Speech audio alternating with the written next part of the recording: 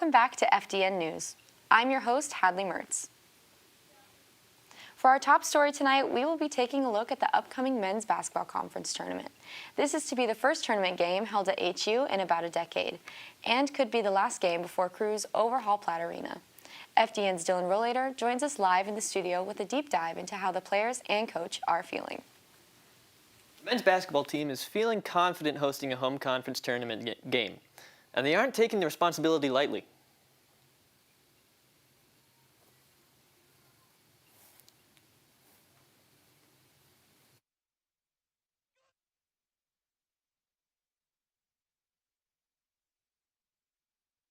Left, 8 on the shot clock, deep, step back three from Goodline! Huntington University is hosting the men's basketball conference in Platt Arena for the last time before the renovations for the new gym. Huntington University's gymnasium was dedicated in 1973 and was named Platt Arena after Huntington's very own basketball legend, Steve Platt. Platt attended Huntington College in 1974 and was inducted into the Indiana Basketball Hall of Fame in 1996. Sadly, Platt passed away in 2021, but the basketball program continues to make him proud.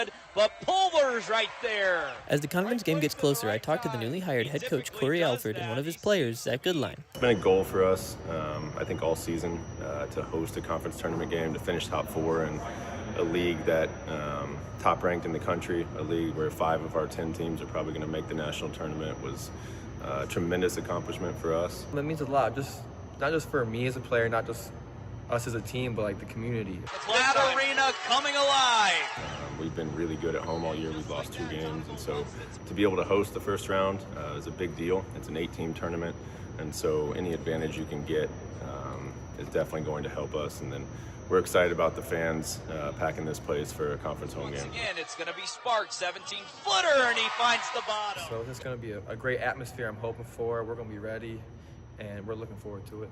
The first game of the conference tournament will be on February 22nd at 7 p.m. The men's basketball team is wrapping up the regular season tonight at Goshen. Who they will play in the conference tournament is yet to be decided. Live in the studio, Dylan Rollator, FDN News. HU's esports program is welcoming a new team and has plans to expand even further. Students recently assembled a junior varsity team for Overwatch and recruited a few players for Super Smash Bros. The teams practice regularly and compete against other schools in the area. The games are streamed and can be viewed on the HU Esports Twitch channel. Most of the players on the varsity Overwatch team are graduating this year, so new players have the opportunity to fill holes in the roster. University leaders hope to expand the esports program in the future. Members of the team would like HU to treat the esports program like an athletic team, which includes scholarships. At times we've kind of felt a little bit undervalued as a sort of group. Like right now our players, they don't get paid anything. So the captain is paid, I'm getting paid $200 for the semester. I think that the teammates, or my teammates should get just as much as I do. If you want to get involved, email Program Director Craig Campbell at ccampbell@huntington.edu. MBL nights are attracting students to worship on campus. Met by Love is a night full of worship inspiration, prayer, and time with Christ. Every Monday at 9 p.m., students and artists get together to sing songs, share stories, and dive into their relationships with God. Musicians like Nick Archer have led this worship night, along with many others.